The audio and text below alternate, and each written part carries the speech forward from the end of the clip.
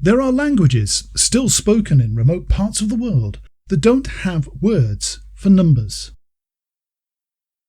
Like the Pará people of Brazil, whose language only has words for one, a few, or many. If you want a more precise measurement, they simply don't have the words for it. There's no counting or mathematics in their native culture. Now imagine a Pará tribesperson transplanted to our society, where numbers are all around us. We assign strict quantities and hierarchies to everything, all measured and stratified by numbers. How we live is limited by the quantities of currency we possess and what the things we buy cost. Our days are regulated by clocks and calendars, and there's league tables and top 10 lists of anything you could imagine to help us make decisions. In a world which quantifies everything from atoms in the universe to how famous or popular people are, anyone who is unable to assign numbers to things is at a disadvantage. It might feel alien and terrifying to the Pará. Many elements of our everyday lives, including the commerce which drives Western civilization, would be impossible without numbers. I'm autistic, and I don't have any problem understanding the concept of quantity or using numbers in a practical or abstract context.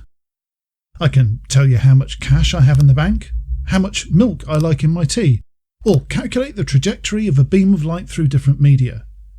But there are some questions about quantity I can't answer, like how hungry do you feel, or how tired are you? The last video in the Verbal Spectrum series talked about how autistic senses can be more or less sensitive than those of most people. We may spot things others would usually miss, but also be oblivious to things others think are obvious.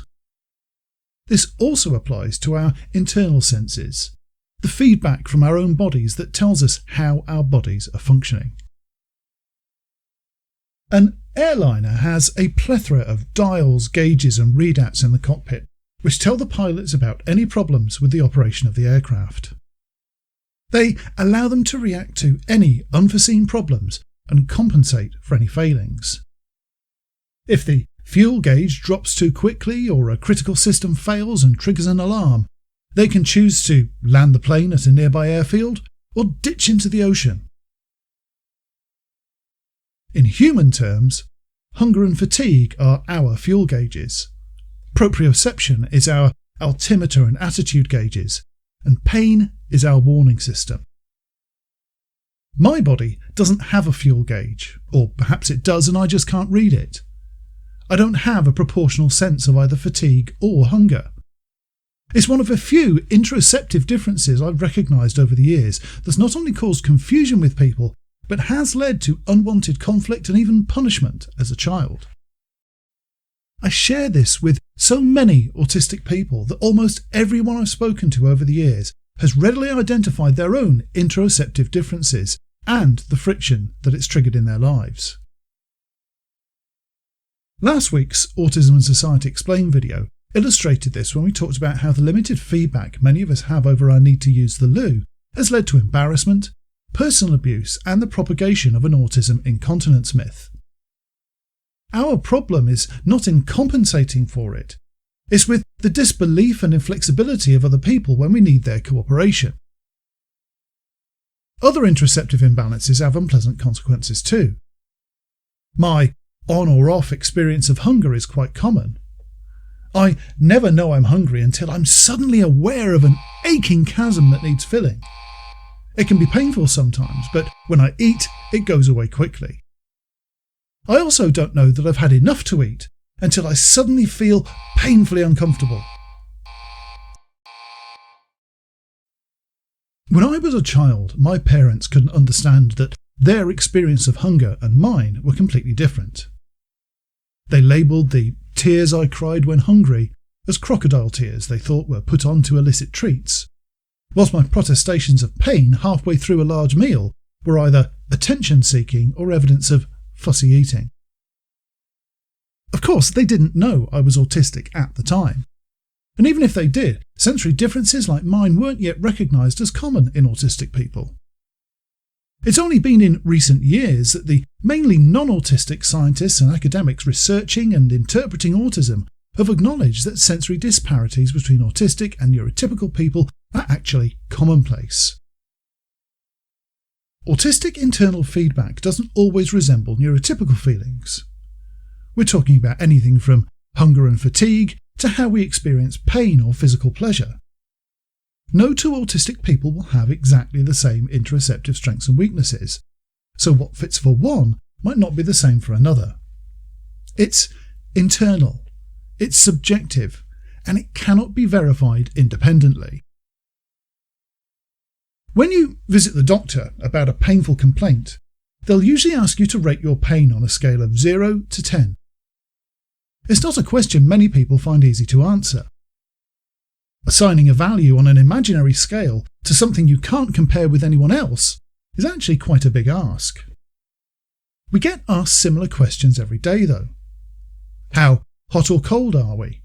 How thirsty? When will we be hungry enough for dinner? They're asked often as a sign of courtesy or as small talk to fill the silence. They are impossible questions to answer for some of us though, and that inability all too often gets interpreted negatively.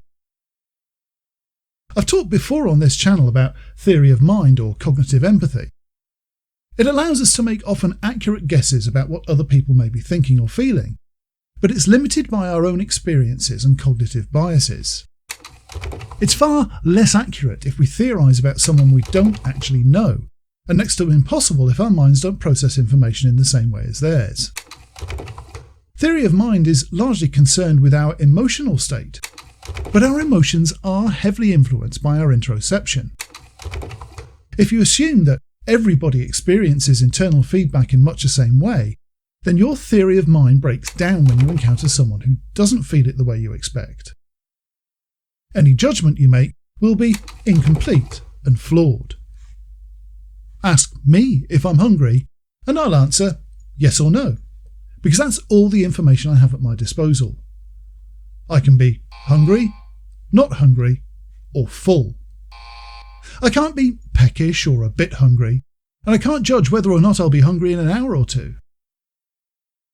Unfortunately, it seems to be human nature to treat sensory observations outside one's own subjective experience as false or deceitful. When autistic people can't provide the information we're asked for, we're often dismissed as awkward, uncooperative, fussy, or belligerent. That can lead on to gossip, mistrust, and bullying if left unchecked. This is one area of the autistic verbal spectrum that autistic people have little power to address. We cannot describe feelings we don't have. No amount of skill in language or social convention can plug the gap, so there's no point getting angry with us or expecting us to learn how to communicate our internal feelings more expressively. There is only one thing that can make it better, but it relies entirely on the cooperation of non-autistic people around us.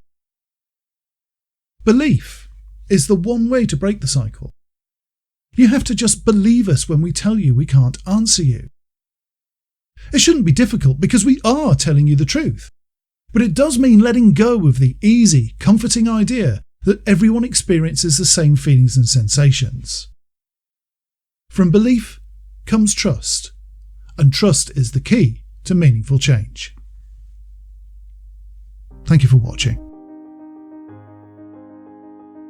Thanks to the people who support Autismatic on Patreon and buy our merch, this channel is growing steadily. I simply couldn't afford the costs that come with running a channel like this without them, so if you like what you see, please consider helping it to continue by joining them. You can subscribe for more weekly videos on this link here, or watch another video over here.